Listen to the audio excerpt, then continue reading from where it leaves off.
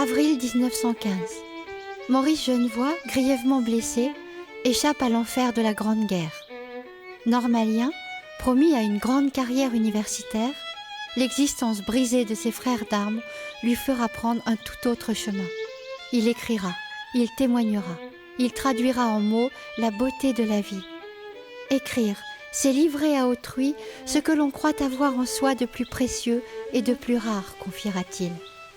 Véritable hymne à la nature, aux animaux et aux hommes libres, son œuvre nous transporte avec passion.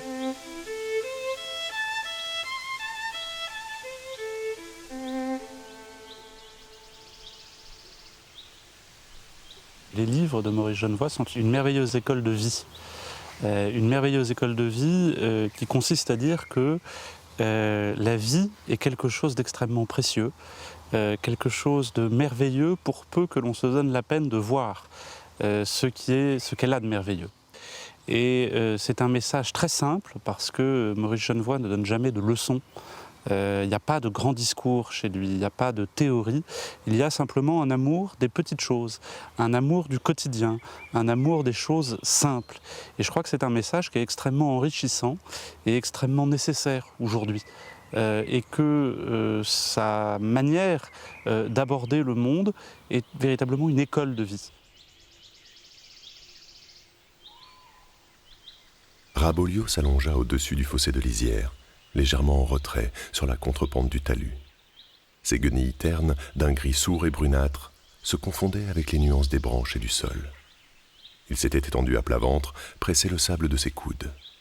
Immobile, les yeux grands ouverts, il s'abîma dans la contemplation de la plaine. C'était d'abord au-dessus de lui des chevelures de bouleaux qui pendaient dans le ciel, légères, gonflées de sève, brillantes d'une pourpre fraîche et qui semblaient mouillées.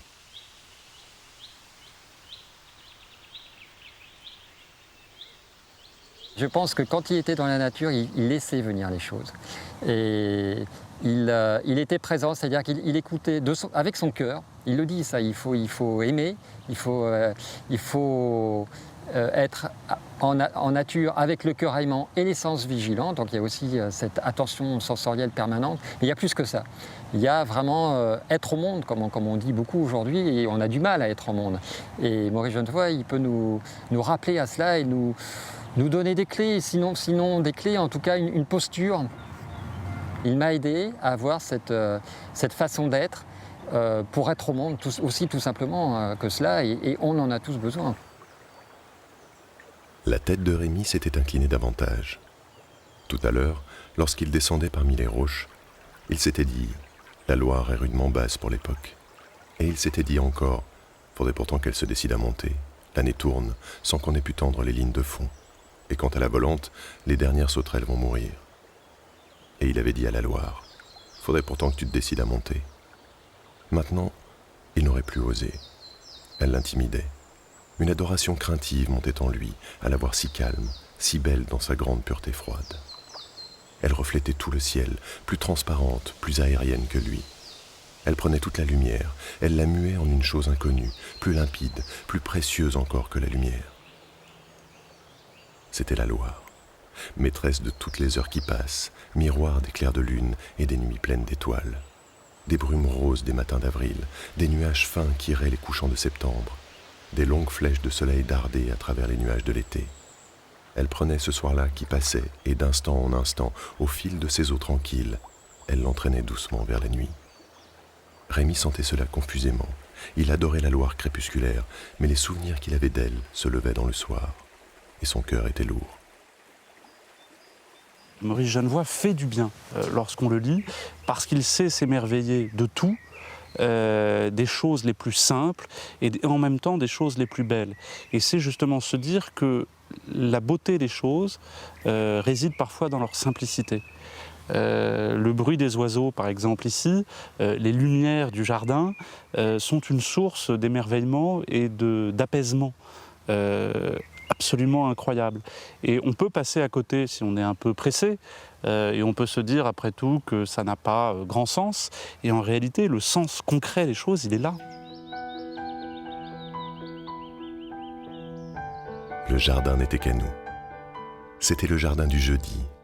7 ou 8 arts enclos de murs, sauf d'un côté que bordait une haie, des tuyas hantés d'escargots, 2 pelouses à rosiers fous, à cassis et à seringas, une tonnelle d'aristoloches, des pommiers en cordon, un rang de groseilliers épineux, quelques pêchers en espalier. Mais quel jardin! Où claquaient des ailes de pigeons, où bourdonnaient des abeilles maraudeuses, où des ditiques nageaient dans le bac aux eaux de pluie.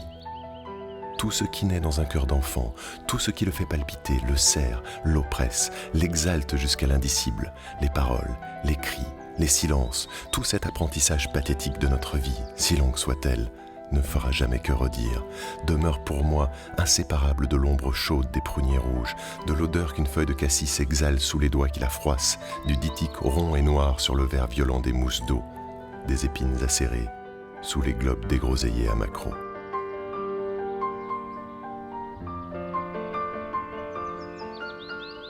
Il décrit les choses, il décrit les couleurs, il décrit les mouvements, il décrit les saveurs. Il décrit avec une précision d'entomologiste, de botaniste. Il connaît tous les métiers de la forêt, il connaît tous les métiers de nos bourgs du Val. Et il nous les restitue tels qu'ils étaient en 1900, en 1920, en 1940.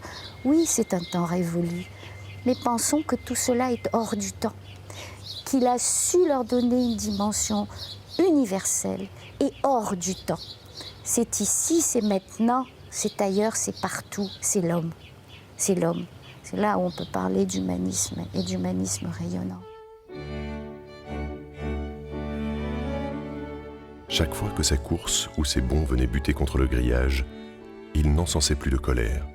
Il pivotait seulement avec une souplesse légère, une vivacité presque joueuse, et poursuivait sa ronde fantasque entre les mailles de sa prison. Les mois d'été passèrent ainsi, sans que rien n'eût jamais permis de découvrir dans son aspect, ses regards, son attitude, la nostalgie des bêtes captives. Prisonnier, il n'en était pas moins un bel animal vigoureux, que la montée de sa jeune force emplissait d'une joie élémentaire, la plus constante et la plus capiteuse de toutes, celle de se sentir vivant. Par les tièdes soirées du mois d'août, il lui arrivait souvent de rester debout sous les arbres, presque immobile, et de regarder sans fin la lumière dorée du couchant qui s'attardait au bas du ciel.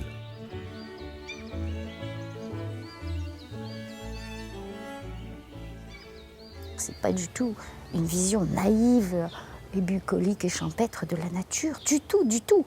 Car il sait les luttes que ça représente, il sait les cruautés que ça représente, mais même pas. Parce que déjà la cruauté parle d'anthropomorphisme. Il n'y a pas d'anthropomorphisme. La nature est ainsi. Elle est telle qu'elle existe, que la création et Dieu l'a faite. Et l'homme n'est rien, il est au milieu de tout ça. Donc se référant à cette immuabilité, cette perpétuité admirable de la nature qui nous dépasse tellement, tellement, c'est là où il va ancrer ses valeurs. J'aimais cet ami fraternel, ce compagnon des premiers jours de guerre. Nous étions l'un et l'autre orléanais.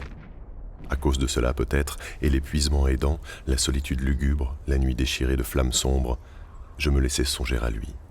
J'abandonnais la dureté inhumaine que nous nous imposions pour faire front à tant de barbarie. Je cédais à un chagrin d'homme. Ainsi, songeant à lui, à notre commun pays, sans qu'il m'eût fallu rien appeler, rien provoquer, des images de lumière se levèrent, belles, sereines, d'une douceur indicible, à me mettre les larmes aux yeux.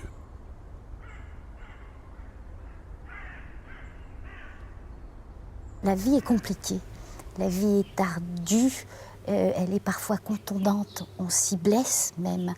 Et il le sait, il en sait quelque chose, puisqu'il a failli laisser la vie et qu'il a vu toute sa génération mourir autour de lui de la manière la plus cruelle qui soit. Et il faut toujours penser que dans tous ces livres, vous avez sous-jacent ce fil-là de la mort et de la lutte de l'homme et des bêtes, justement pour survivre. Mais tout cela sans jamais le moindre pathos, sans rien de dramatique, sans effet de manche, au contraire. Parce que tous, hommes et bêtes, d'abord aiment la vie, passionnément, et depuis toujours, parfois irrationnellement. Ces personnages, ces héros, quand ils sont simples, ne savent pas pourquoi ils aiment la vie, ils aiment la terre, mais ils l'aiment, et ils le disent. Voilà, je suis ici, c'est cela. On oppose parfois, et à mon avis à tort, l'œuvre de guerre de mon grand-père et le reste de ses écrits. Mais en réalité, il y a une continuité qui est parfaite et qui est totale. Alors on peut prendre plein d'exemples. Le premier, par exemple, chronologiquement, ce serait Rémi Desroches. C'est 1923. Donc on est encore, il n'a pas totalement fini d'écrire son œuvre de guerre, mais Rémi Desroches, c'est qui? C'est un soldat qui revient de la guerre de 14 et la violence qu'a Rémi Desroches et en même temps cette volonté contemplative et cet amour de la Loire, c'est bien parce qu'il a connu aussi ces atrocités-là, parce que Genevoix les a connues, que Rémi Desroches est ce personnage. Ça continue très vite avec Raboliau. Donc 1925, Raboliau c'est qui? C'est un braconnier sur lequel on a tout dit, beaucoup écrit, c'est un personnage quasi mythologique de la Sologne. Et d'ailleurs, il y a beaucoup de gens qui se sont battus pour dire Raboliau c'est moi. Mais en réalité, Raboliau c'est qui? C'est en grande partie, c'est Genevoix. Et Raboliau c'est un soldat de la guerre de 14 et qui, quelque part, revenant à la vie civile, ou à la vie sauvage pour lui, eh bien n'accepte pas de se conformer à des règles qui n'ont plus de sens. Et qui n'ont plus de sens parce que, justement, il y a eu ce qui s'est passé avant. Et puis on peut continuer comme ça, même dans des livres qui sont ce qu'on a appelé les livres poèmes. Mais La Dernière Euharde, par exemple, qui est un ouvrage absolument magnifique, dont le personnage principal est un cerf, le cerf des Orphos, le grand rouge, il y a des scènes qui sont tout à fait en correspondance avec des scènes de ceux de 14. Par exemple, la scène où ils courent parce qu'ils sont pris en chasse par les chasseurs. Et la mer du Rouge s'effondre. Et il y a une correspondance absolue entre cette scène-là, l'effroi que va ressentir le jeune cerf, sentant, et Genevoix le dit, le vide de la disparition, et finalement l'effroi du soldat qui monte en ligne et qui tout d'un coup réalise que sur sa ligne, il est tout seul. Toute la harde, les flancs alignés, passait en cible entre les hêtres. Les hommes, debout, à toucher la ligne des banderoles, épaulaient et lâchaient leurs coups. Des chevrotines ronflaient comme des guêpes, ricochaient avec des miaulements contre un caillou, un nœud de bois. Une femelle encore se débattait et ruait, couchée, la joue appuyée sur la terre et s'y frottant d'un mouvement régulier. Une caresse étrange et rude qui endormit et calma un peu les affres de son agonie. Le rouge, pas une seconde ne s'était détaché de sa mère. Il courait sans fatigue, les jambes souples, mais stupéfié, le cœur en désarroi. Il ne démêlait rien dans les féroces rumeurs parmi lesquelles tournait sa course infernale. Même les coups de fusil ne le faisaient plus tressaillir. Il allait, anxieux seulement de ne point quitter sa mère, de retrouver à chaque foulée la chaleur de son large flanc. Et tout à coup, alors qu'ils franchissaient ensemble un fossé près de la lisière, il avait senti contre lui un vide glacial, extraordinairement profond, qui le suivait dans son élan.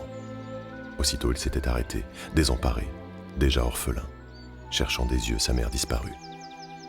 La biche était dans le fossé, allongée, les pattes jointes deux à deux, et parcourue d'un léger frémissement. Elle avait à l'épaule, dans l'épaisseur des muscles, un trou rouge où le sang bouillonnait.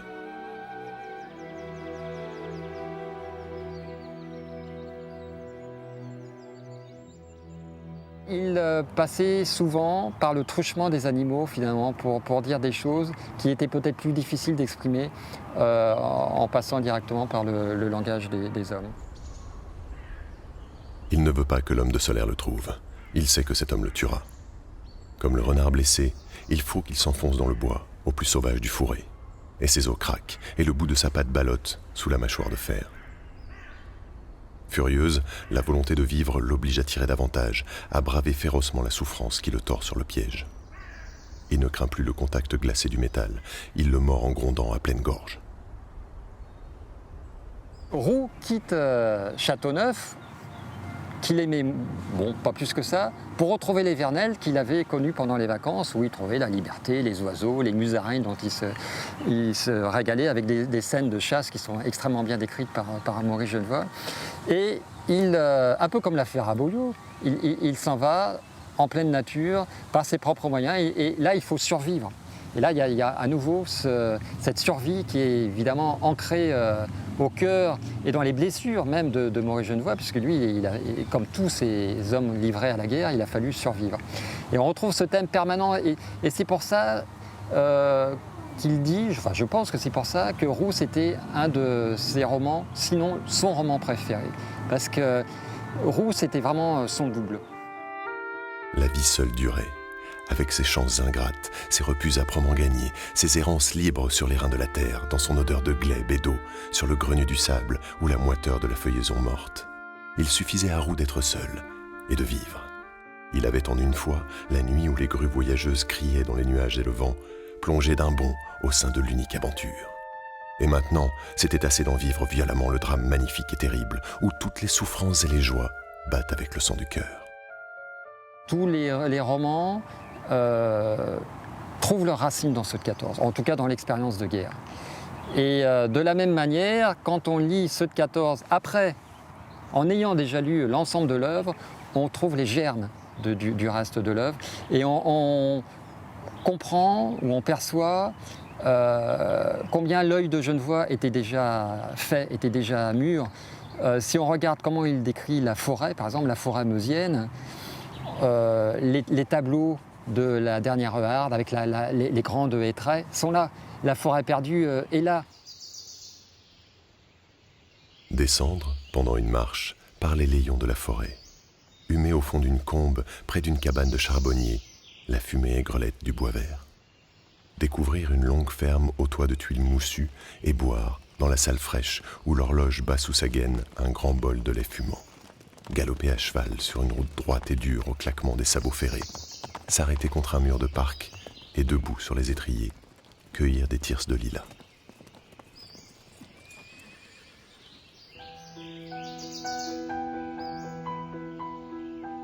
Vivre pour tous ceux qui s'en étaient allés. C'est cela que Maurice Genevoix s'était promis. Et il allait la tenir, cette promesse, parce que vivre était un joyau. Alors qu'il était élu secrétaire perpétuel à l'Académie française, il n'avait pas hésité à démissionner de son titre au bout de 17 années. Cette période riche de voyages, de rencontres et des amitiés les plus prestigieuses l'avait profondément ravi, mais ne lui avait en rien enlevé son goût de la nature et de la liberté. Une liberté salvatrice, nécessaire, nourrie de tant de souvenirs. Une liberté dont il avait trouvé le socle dans sa maison des Vernelles, une petite mansarde de pêcheur découverte un jour par hasard, tandis qu'il marchait sur les rives de sa si chère Loire. Un havre de paix qui resterait tout au long de son chemin d'écrivain son refuge contre l'oubli. Insupportable fléau des vies trop citadines et trépidantes, l'oubli pouvait surgir à chaque instant. Il disait, finalement, après être rentré de la guerre, j'ai fait du rabio. Finalement, j'ai fait du rab, j'ai été un survivant. Et effectivement, il n'a jamais perdu la trace de ce très douloureux épisode qu'était la guerre. Mais pour autant, cet amour de la vie, il l'avait bien avant. Quand il était adolescent, il avait déjà réalisé une sorte de guide botanique. Il s'intéressait à la flore, il s'intéressait aux oiseaux. Il connaissait très bien les poissons, puisque c'était un grand pêcheur, déjà tout petit, quoi. À 12 ans, il pêchait des brochets, c'est pas rien. Et donc, il avait ancré en lui vraiment cette disposition naturelle auprès du vivant. Et même dès les premières semaines de l'expérience de guerre, il envoie des courriers où il dit j'aime assez la vie pour l'aimer aussi chez les autres.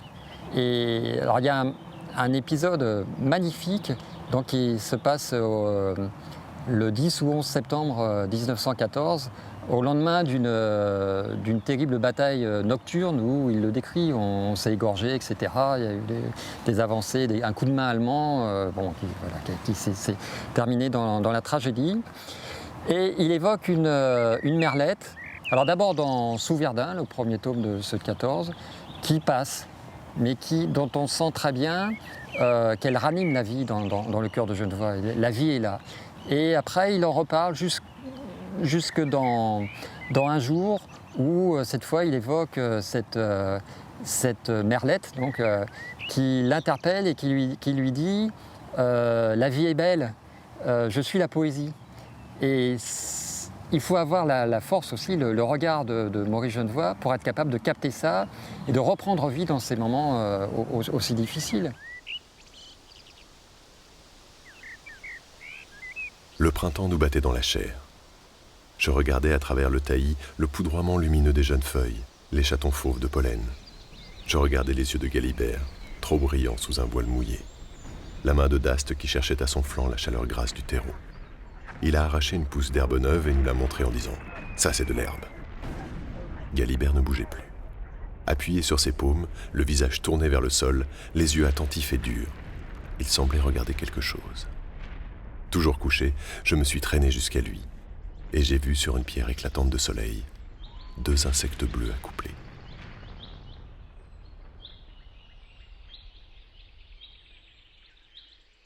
Il y a un côté presque, à certains moments, de reportage. On est surpris à tous les moments. À certains moments, on a des scènes presque romanesques, c'est vrai. D'autres moments, des aspects un peu théâtraux. À d'autres moments, on est dans le reportage quasiment en direct.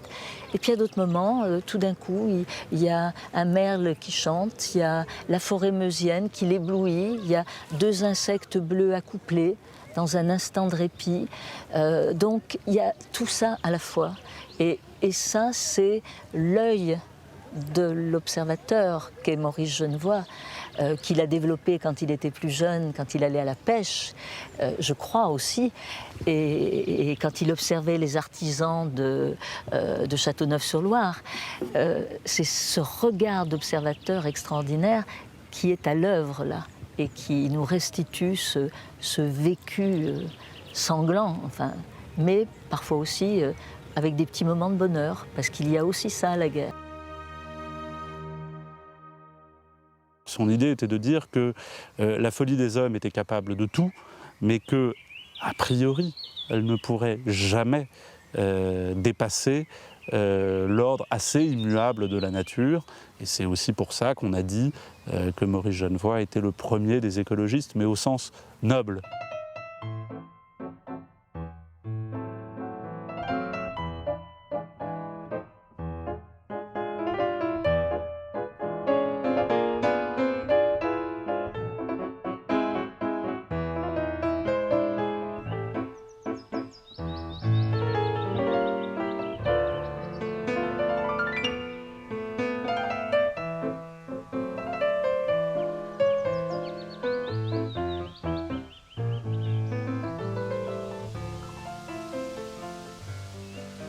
Cet amour de la vie qu'il a, ce respect de la vie qui est né du tragique et de l'horreur, cet amour infini de la vie, il va le chanter sans arrêt parce qu'il est gourmand et qu'il a, lui, l'académicien, que parfois on a un peu brocardé parce qu'il avait un style très secrétaire perpétuel, tu parles.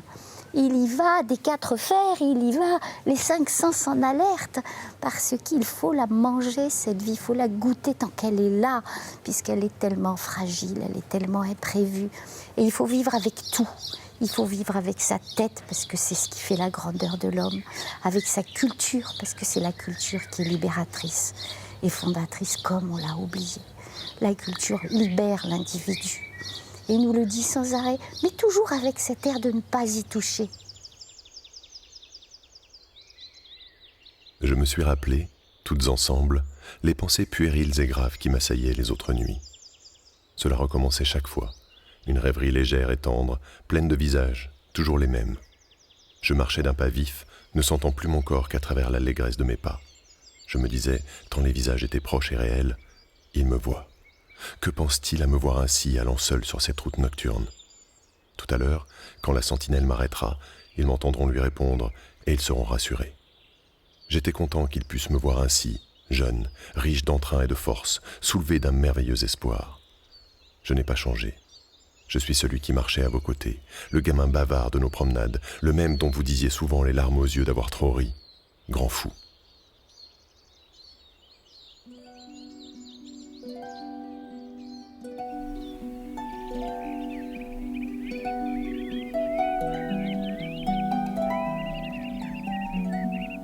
Dans sa maison des Vernelles, Maurice Genevoix découvrait chaque matin les nouvelles saveurs des jours et des saisons. Il était là, profondément ancré dans un présent, son présent, leur présent.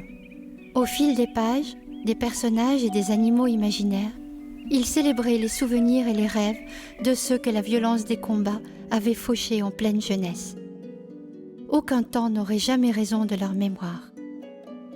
Des listes interminables de noms parcouraient le papier. Chacun portait un visage, une façon de parler, de courir, de râler, d'avoir peur ou de rire. Chacun était unique, avec sa propre histoire. L'auteur avait à peine transformé leur orthographe sur ces recueils de guerre pour ne pas blesser les familles, mais lui les reconnaissait tous.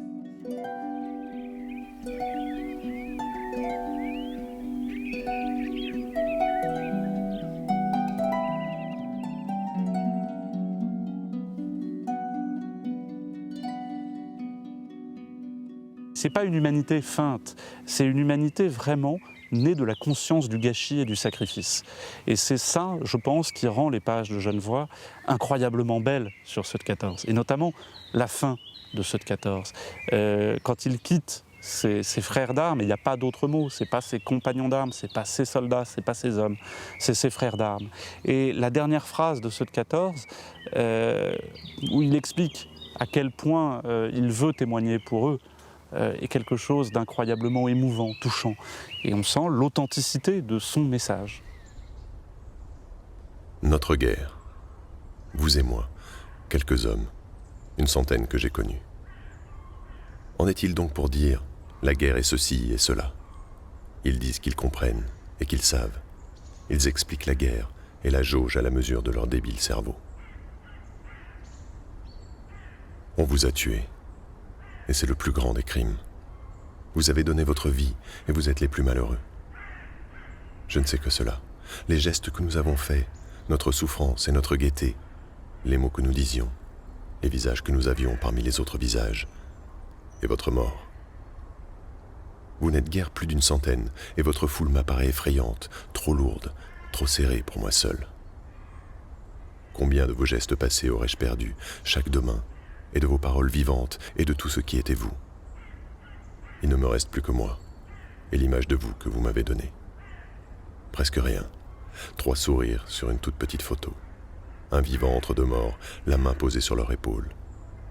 Ils clignent des yeux tous les 3 à cause du soleil printanier. Mais du soleil sur la petite photo grise, que reste-t-il ?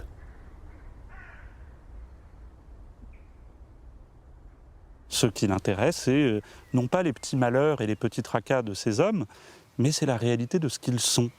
Et toujours, parce qu'il prend conscience très vite de l'horreur que c'est, et il ne la supporte pas, cette horreur.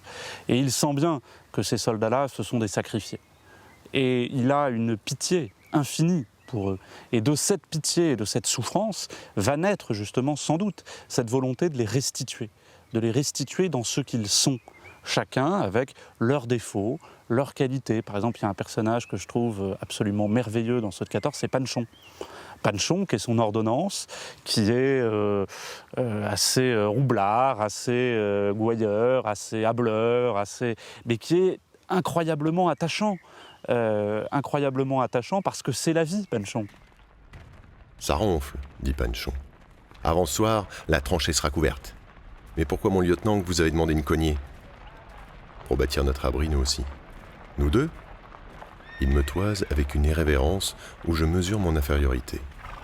Ces paroles, toutefois, ménagent mieux mon amour-propre. Vous avez bonne volonté, mon lieutenant, mais le travail de la terre, quand on n'y est pas accoutumé, ça casse vite un bonhomme en deux. Voulez-vous un conseil ? Dit toujours. Demandez donc à Martin. Pas à Martin. Sa place est à la section. Alors à Chambaud, tenez. C'est un valet de ferme, dur de peau et bon à tout. Lui et nous deux, on pourra voir. Vous voulez bien ? Je veux bien, à condition que Chambaud couche ce soir avec nous dans l'abri. Ce sera son droit, dit Panchon. C'est une des forces de Genevoix de faire revivre 150 hommes, personnages qui sont de vrais personnages et qu'il arrive à croquer en 3 phrases, comme les petites caricatures qu'il faisait sur ses carnets quand il prenait des notes alors qu'il était sur le front. Et puis donc il voit leurs défauts, il voit leurs qualités et surtout il les voit vivre et il les voit mourir. Et je crois que ça c'est quelque chose qu'il a marqué à vie. vie et qu'il essaye de restituer au fil des œuvres. Parce qu'au fond, la guerre a irrigué toute une partie de son œuvre. Et s'il y revient tout le temps, c'est parce qu'il se sent éternellement un devoir de survivant à leur égard, quoi. Donc ça, comme il dit souvent, ça m'a obligé au sens moral du terme. Et je dis parfois qu'il y a une éthique de l'écriture de Genevoix. C'est-à-dire qu'on ne peut pas écrire n'importe quoi. Il faut être vrai. Et il faut être vrai dans les sentiments qu'on communique, ni dans le trop, ni dans le trop peu. Il ne faut pas regarder de haut. Il faut être à hauteur d'homme pour voir les événements et pour voir les êtres. Il saignait beaucoup, mon lieutenant. Je l'ai aidé à marcher un peu. Je voulais le panser. Et puis, on a donné l'ordre de se reformer en arrière, parce que les Boches avançaient trop nombreux. Je l'ai pris sous les bras, je le portais presque, et il y avait beaucoup de balles.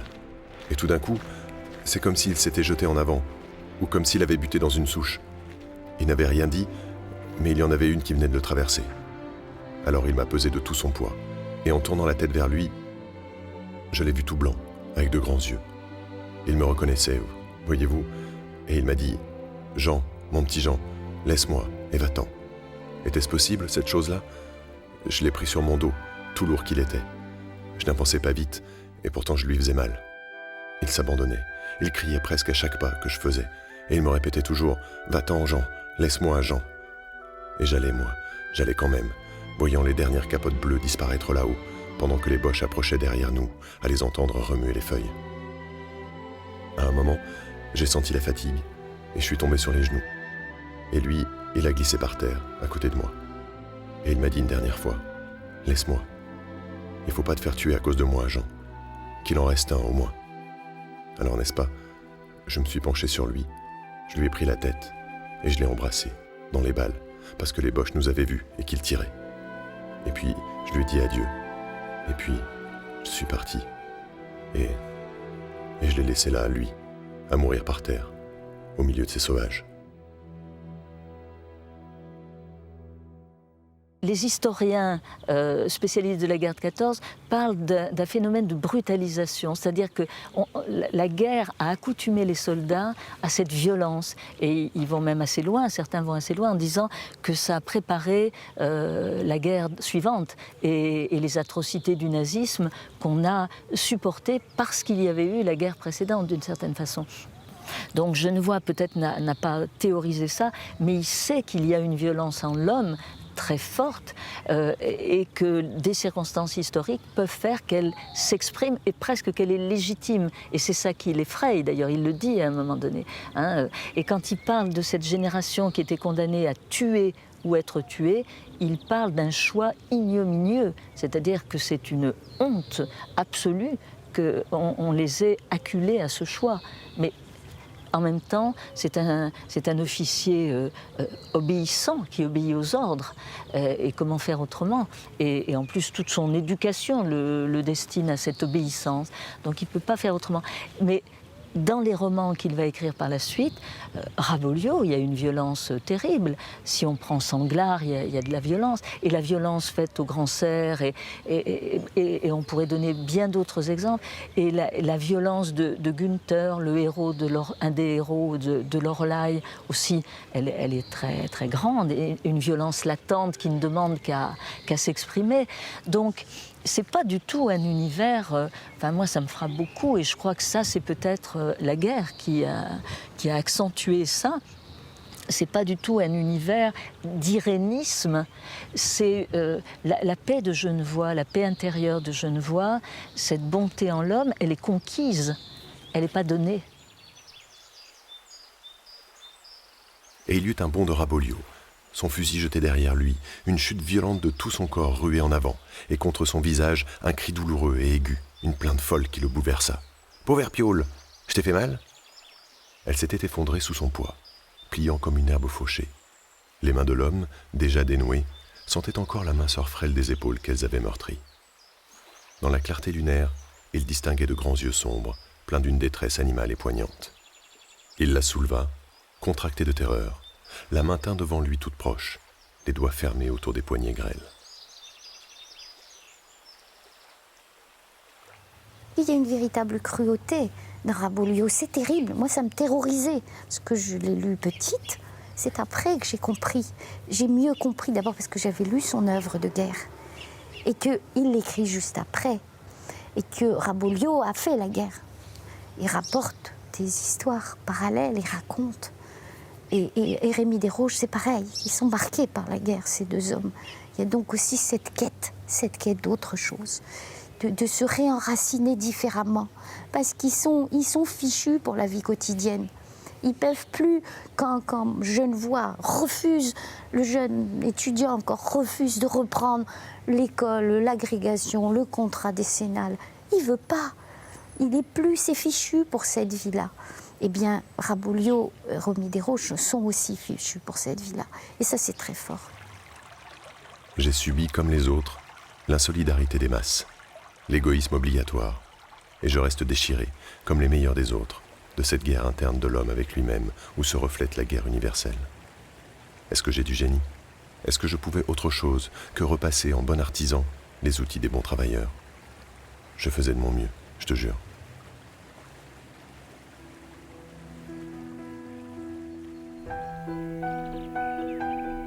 Comme pour son héros le père Jude, le temps était passé, suspendu, essentiel.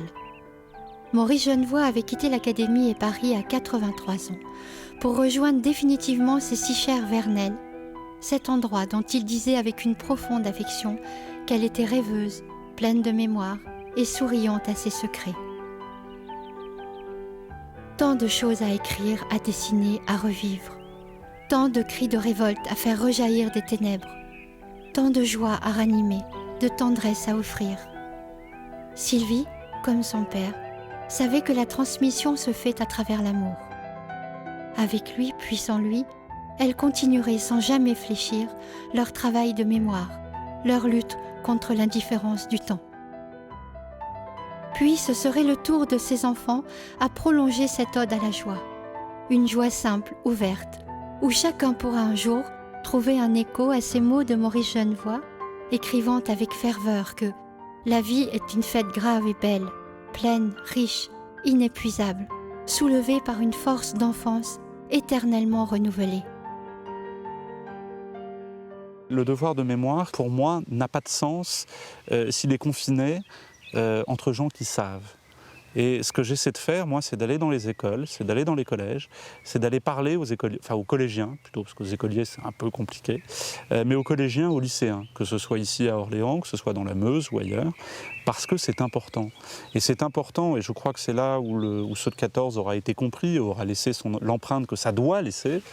C'est important si les jeunes générations comprennent que parler des anciens combattants, c'est pas quelque chose de ringard. Et Maurice Genevoix disait les anciens combattants, ce sont, dans l'imaginaire d'aujourd'hui, des vieux messieurs en par-dessus, un peu rabougris et qui râlent beaucoup. Mais il faut les imaginer autrement. Et il faut les imaginer comme les hommes jeunes qu'ils ont été et qui ont perdu la vie beaucoup trop tôt. Et ça change la perspective. Et c'est vrai qu'on dit beaucoup que la jeunesse d'aujourd'hui est à désespérer, mais c'est pas vrai. Il suffit de la croire un tout petit peu moins bête qu'on ne veut bien le croire, d'accepter qu'ils ont encore des choses à dire et à penser, et on se rend compte qu'on arrive à faire quelque chose, et qu'ils comprennent les choses. Mais Porchon ne m'a-t-il pas dit que le plus fort était déjà fait? Que j'arrivais trop tard, enfin? Et puisse-t-il avoir eu raison? Je t'aurais dit la même chose. Tous les anciens t'auraient dit la même chose. Ce que nous avons déjà fait. En vérité, c'est plus qu'on pouvait demander à des hommes. Et nous l'avons fait. Et nous voudrions bien, est-ce un état d'esprit déplorable, que la guerre nous tienne enfin quitte. Je pense que la musique de Maurice Genevoix, parce que son écriture c'est une musique, que ça touche tout le monde cette musique.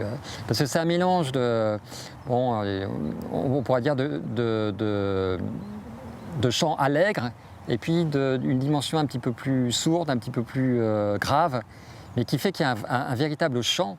Il y a une sorte d'orchestration qui est là et qui touche tout le monde, quoi. Et puis, bon, je pense que c'est une possibilité aussi de ramener les jeunes à à ce qu'est la vie, finalement, à ce qu'est la simplicité des choses. Je ne suis pas persuadé qu'il l'ait perdu, mais enfin, en tout cas, c'est vraiment une richesse à contempler et à vivre, parce que quand on lit Maurice Genevoix, on le vit, c'est ça qui est extraordinaire.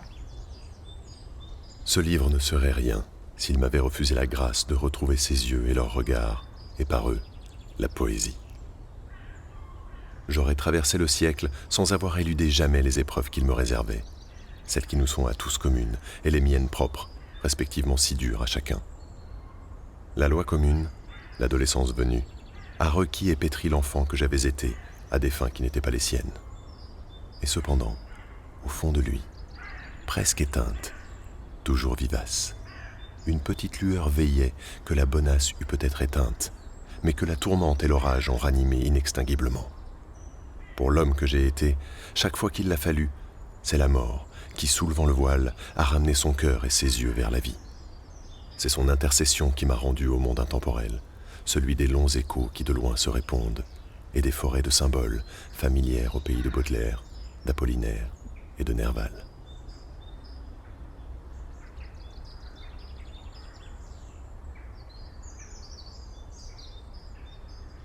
Genevoix était un excellent pianiste quand il était adolescent. Après sa mutilation, il a renoncé à jouer du piano. Et je pense que les mots ont été une autre sorte de musique. Enfin, l'écriture a été une autre sorte de musique, une sorte de compensation. Bien sûr que quand il a écrit ses récits de guerre, c'était une catharsis. Enfin, il fallait se délivrer de toute cette horreur et en même temps transformer ça en beauté. Et cette alchimie en quelque sorte de la beauté, il l'a réalisée à la fois, il me semble, par ce vocabulaire qui emprunte à tous les domaines, depuis l'argot du poilu jusqu'au vocabulaire de la botanique, de la forêt, de la zoologie, etc., de la vénerie et que sais-je encore, de la pêche. Bon, et cet amalgame fait donc une langue qui est propre, vraiment particulière à Genevoix. Il y eut d'abord un soupir, un souffle exhalé d'une poitrine. Et de nouveau, un soupir rude et grave. Une buée d'haleine flottait entre les arbres, où des échines bougeaient en ondulant vaguement sur place. Les bêtes étaient encore debout. Elles devaient être nombreuses. Elles demeuraient serrées les unes contre les autres, se réchauffant ensemble à leur chaleur. L'aube commençait à rôder de toutes parts. Les arbres étaient de vieux êtres gris. Les feuilles des ronces, violettes et sanglantes, s'allumaient de ça, de là. Les silhouettes des bêtes grandissaient dans la lueur du crépuscule. Il y avait au moins 10 ou 12 biches, aux longs cous grêles, aux oreilles disproportionnées. Toutes étaient amaigries par l'hiver, le crâne marqué de durs creux d'ombre en arrière de leurs yeux tristes. Les bois des cerfs soulevaient leurs branches. Les jeunes biches et les hairs de l'année semblaient jucher sur de raides pattes ossues, trop longues pour leur corsage étroit. Mâles et femelles, ils se ressemblaient tous, sauf un jeune mâle au poil ardent, aux lignes déjà musculeuses.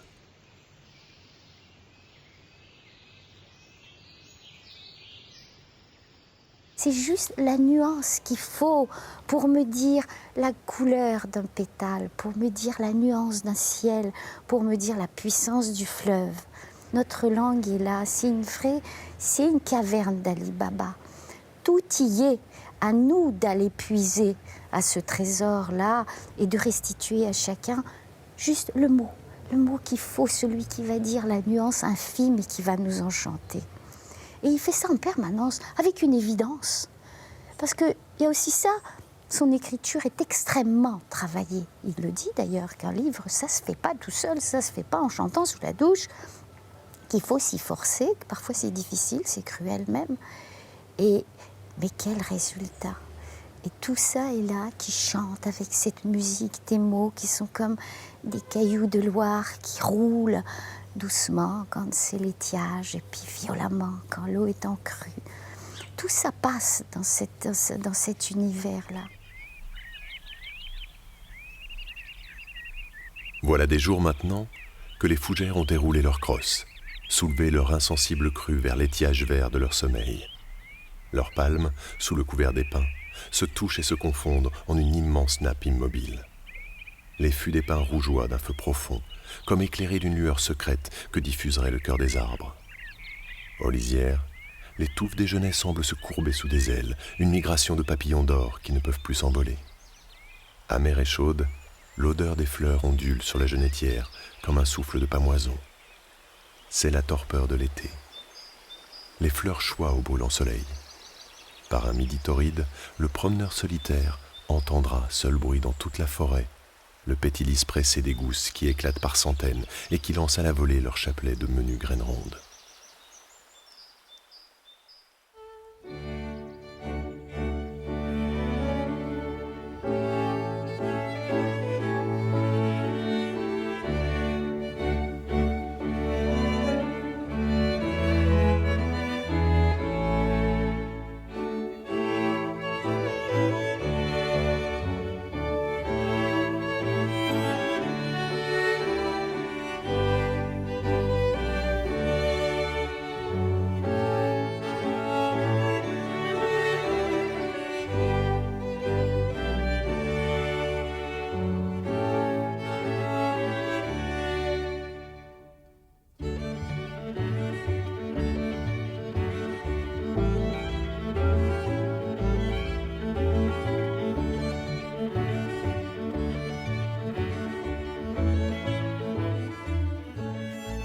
Maurice Genevoix a toujours eu un appétit pour la jeunesse et un goût pour la jeunesse.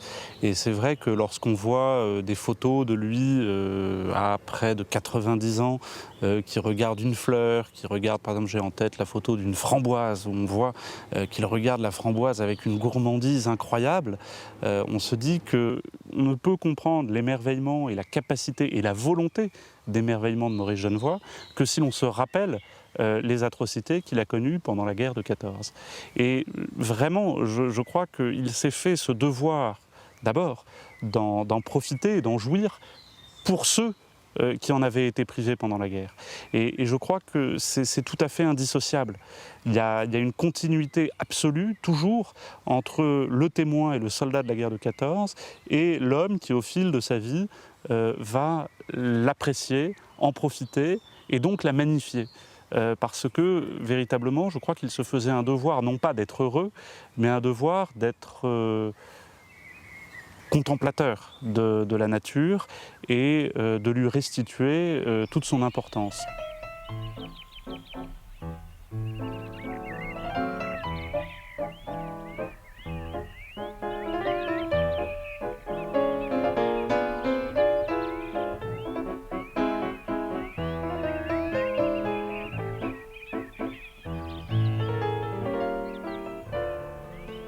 Tous ses amis le disent, il avait cette pétillance juvénile que ce vieux monsieur avait gardé là, son enfance à portée de main, et gardé cet humour, et cette envie de rire et de croquer la vie jusqu'à ses derniers jours. Parce qu'il est, et tous les poètes, les vrais poètes le sont, celui qui a conservé son enfance au cœur. Il faut, parce que c'est après qu'on est capable de marcher sur les lisières. C'est là qu'est le bon de la vie, c'est là qu'est l'intéressant, c'est là que sont les odeurs et les saveurs. C'est sur les lisières. Et lui, c'est un grand marcheur sur les lisières.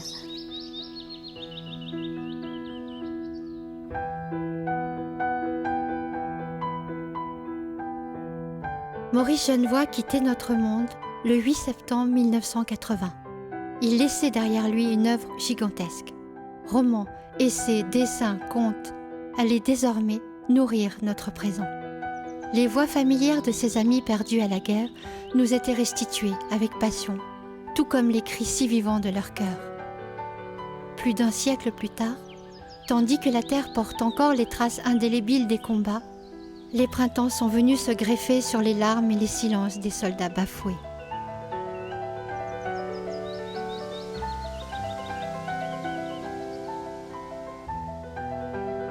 Longtemps victimes de la censure, certains passages du grand recueil de Maurice Genevoix, ceux de 14, furent recorrigés par l'auteur lui-même pour que les paroles, comme les printemps, demeurent à tout jamais les plus grandes victoires des hommes libres.